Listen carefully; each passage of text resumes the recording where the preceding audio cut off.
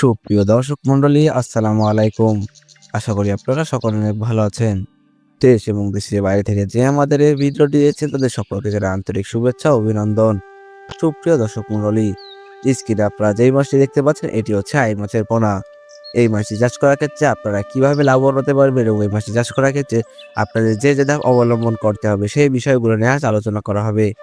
এই মাছটি চাষ করার ক্ষেত্রে আপনাদেরকে যে ধাপগুলো অবলম্বন করতে হবে তার মধ্যে প্রথমেই রয়েছে পুকুর প্রস্তুতি। পুকুর প্রস্তুতির জন্য আপনাদেরকে মাঝারি সাইজের পুকুর বেছে নিতে হবে।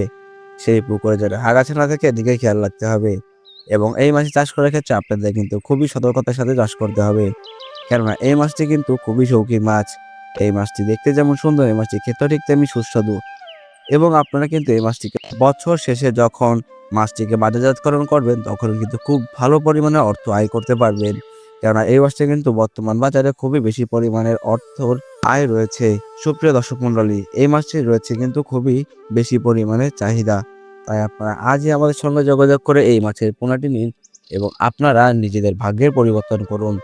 ধন্যবাদ।